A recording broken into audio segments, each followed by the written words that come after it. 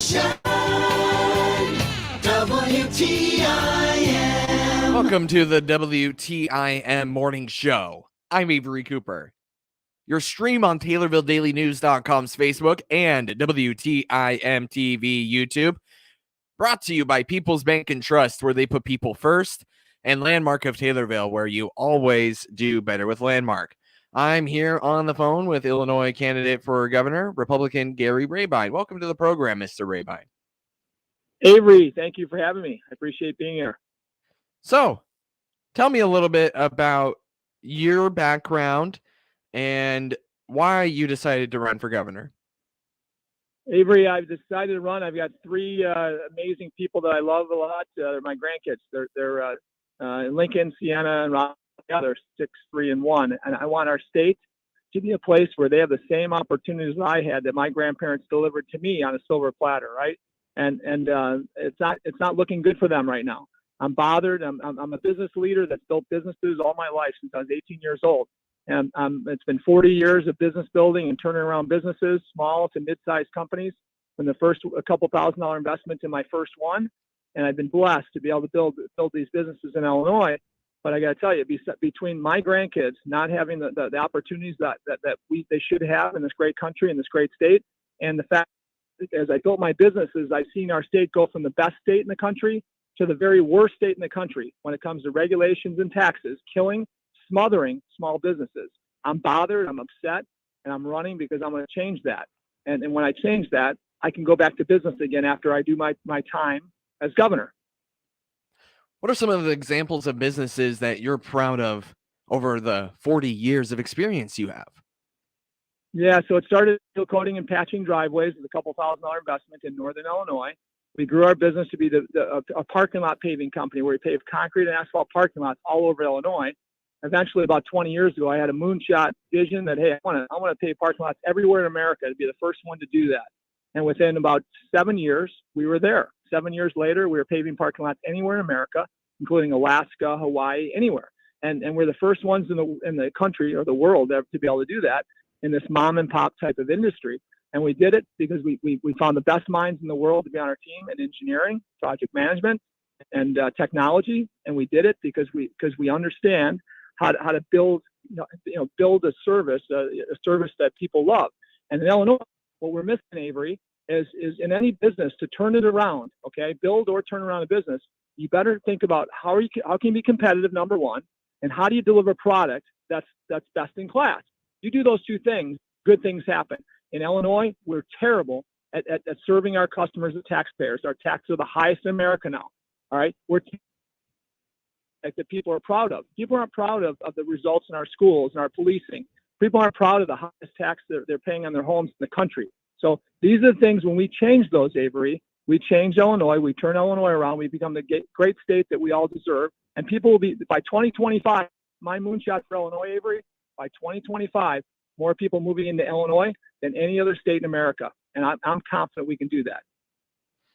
Putting it bluntly for you, why do you want to take office, and why do you want to challenge the current governor? Well, here, number one, I think the current governor is a bad leader. He's never led anything in his life. He's never built anything. Right? He was born on third base and thinks he hit a triple. All right. I've worked for everything I've got in my life, and hard work is a blessing to any of us. All right. I'm confident I can do it when other people in this race cannot. They've got my competitors in this race. There's some really good people, but they don't have the experience in turning anything around or building anything. Much like this goofy governor we got, that's not only a bad leader, he's a socialist. So for me, you gotta go right. Oh, no, you're sorry. No. Okay, so that, for me, that's the thing. I want to make sure that we do. We've got leadership that can turn this ship in the right direction, and I want to do it because I know I can do it. And this is something I want to go back to business, Avery. I'm an entrepreneur, and I want to go back to building businesses. 7 of my 13 companies today in Illinois don't belong in Illinois. They lose more money being here, and they have more risk in Illinois than the surrounding states. I'm going to change that so I can go back to business like a good statesman would, go back to business and run my businesses from here after that happens. If you would, could you tell everybody a little bit about your lieutenant governor choice, Aaron Del Mar? What's his background like, and what made him an attractive choice for you for lieutenant governor? That's a great question, Avery. So here, for me, I met with many good people that I believe love our state and love our country. He was one very similar to many of them that had some decent experience in politics, but more importantly, more experience in building small business. As a young guy that he is in his early 40s, Aaron's built a couple of businesses, and he's had to survive in a tough state of Illinois, like our small businesses, and I respect that a lot. All right, next, I needed toughness.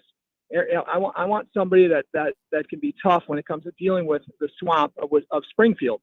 I'm going to be tough as nails with the people that are bought in Springfield. I have common sense. I'll never be bought. I'm confident Aaron has those two core values as well. And I need somebody tough like Aaron. Aaron's actually was not that you need the physical toughness, but Aaron's got that too. He was a cage fighter, which, again, that's not that important, but it's kind of neat that he's got mental toughness and physical toughness, and we need that to fight the corrupt politicians that we have in our state. I certainly wouldn't want to do a mental challenge with a cage fighter, that's for sure. Anyway, aside from that point, what can you say about this primary field in the Republican side right now? Pretty crowded, right?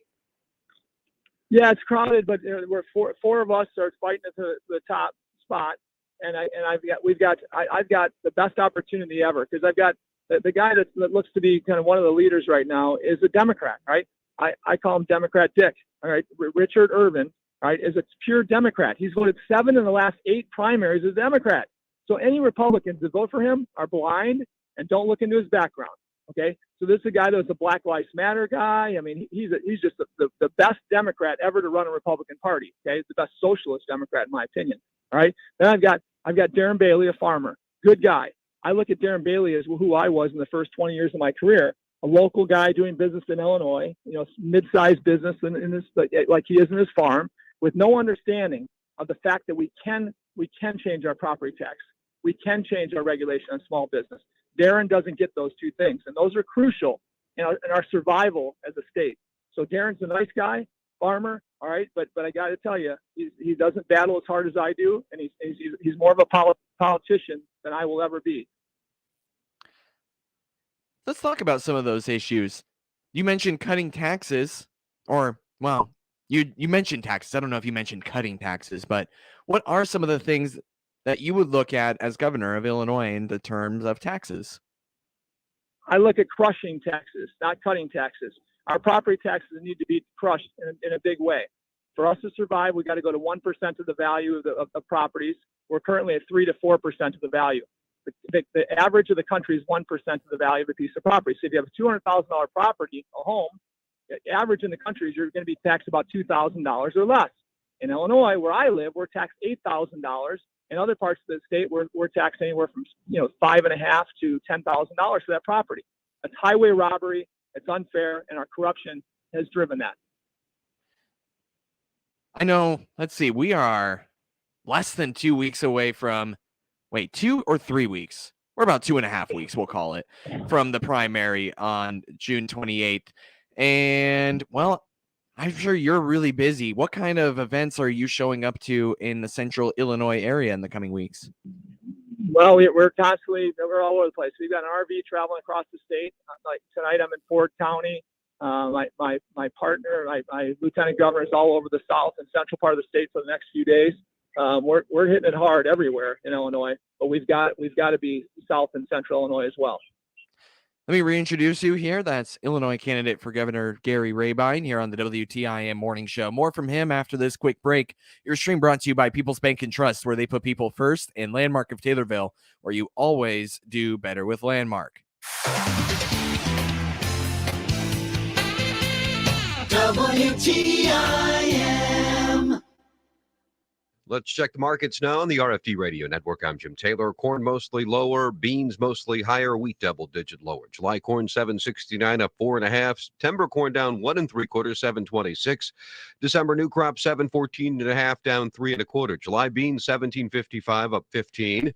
August beans up 9 3/4, $16.72.5. November new crop $15.67 3/4 down 1/4. July wheat $10.45 3/4 down 29. September wheat down 29. $10.59 and a quarter. July bean meal $426.60, up $11. July bean oil down $1.12, $81.82. In the livestock market, June live cattle $136.67, down 15 cents. August feeders up 72 cents, 176.37. June lean hogs 106.90, down 95 cents. In the energy market, August Brent crude oil down 18 cents, 123.40. Jim Taylor, RFT. Steve McClure for State Senate.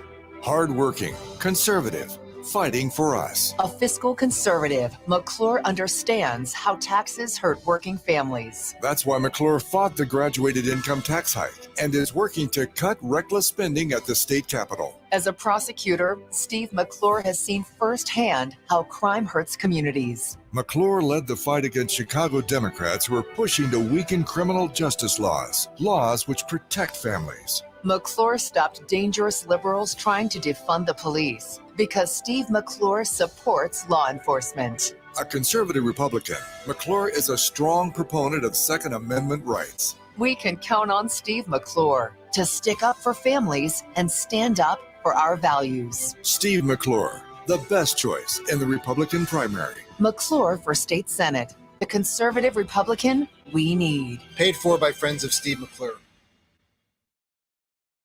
Unfortunately, car accidents always seem to come out of nowhere. Introducing the I didn't expect the accident, but I was prepared for it policy from American Family Insurance. Insure carefully, dream fearlessly. Contact me, Daniel Rizzo, agent at Daniel Rizzo Agency, Inc. at 823 West Spresser Street, Suite 1 in Taylorville, or call 217-562-4433 today. American Family Mutual Insurance Company, SI, and its operating company, 6000 American Parkway, Madison, Wisconsin. SIU Center for Family Medicine across from Kroger in Taylorville provides complete health care to you and your family. If you're insured, underinsured, or uninsured, SIU Medicine can provide health services to all ages, including OBGYN care, annual exams, school and sports physicals, legal assistance, financial counseling, and behavioral and mental health services. Call SIU Center for Family Medicine Taylorville to schedule your appointment at 217-824-1134. That's 824-1134. Or click their icon at TaylorvilleDailyNews.com.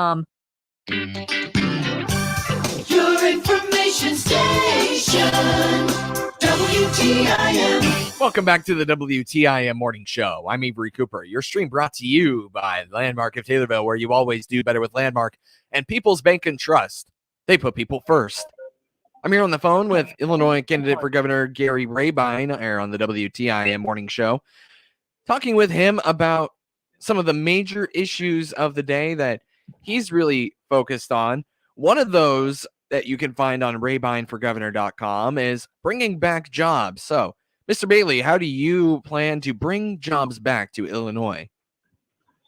Hey, Avery, you know what? I've been a part of building jobs, bringing jobs back to our country for the last 12 years. I've been a founder in an organization called Job Creators Network, where we look out for small business across America, and we advise our leaders in federal government on the things you have to do to make sure jobs are coming back. And many of our teammates were on Trump's team, and you've never saw more jobs come back to America than that 4-year term, and never saw unemployment as low as that ever before, right? And so I'm very, very well, very in tune with what that takes in Illinois. What we're doing in Illinois, we've been chasing jobs and businesses out of our state for the last 15, 20 years now in a big way.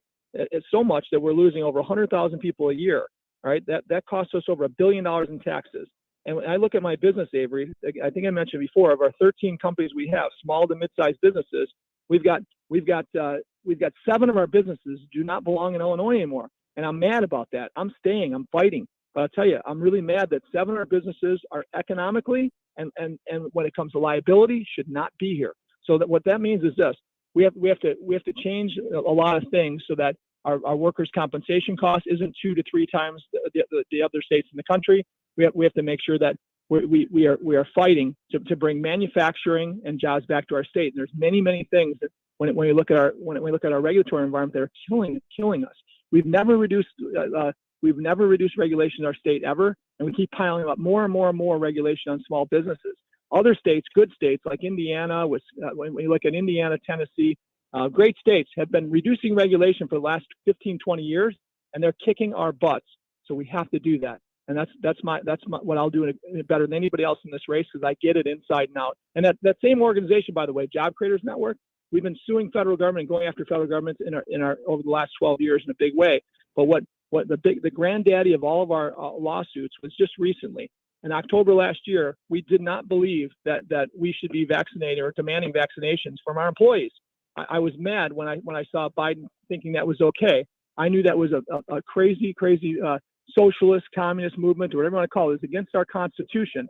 So I filed a lawsuit with that organization, my organization, Job Creators Network. Our CEO and I filed a lawsuit against Biden in October last year. And January 14th, we won the biggest lawsuit for freedom that we've seen in a long time.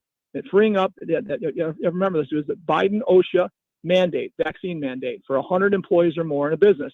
We won that lawsuit on January 14th, freeing up over 80 million working Americans to not have to take a vaccine. That was a big deal. And, Darren Bailey will talk about his individual mask mandate that he got removed in the Senate, that he actually lost in Saginaw County. But either way, it was for one person, one mask, and he's very good at selling that. But I got to tell you, I'm not that good of a salesman because I don't always talk about this. But I was the plaintiff, the first investor on this lawsuit that beat Biden for 80 million working Americans. When you are asking for someone's vote, what's your elevator pitch? What do you tell them in 60 seconds? I want to be a statesman for Illinois. I want to be a servant leader statesman like we used to have with Thomas Jefferson and George Washington, where I want to go to work in Springfield and then go back to business. So I have nothing. I can't be bought like many people, and I have common sense like nobody else. I've been a small business builder all my life, and I'm the only person that will go there, get stuff done, and then mentor good leaders to take over eventually to be like me. Inspirational leaders that are statesmen, not politicians. That's who I am, and that's who I'm always going to be. You've spoken specifically to the other candidates for the Republican nomination for governor, but generally speaking, in a general sense, what makes you different from any of the other candidates seeking office? Yeah, so a few things. Number one, nobody's built and turned around more businesses than I have. Over 3 dozen companies I've started.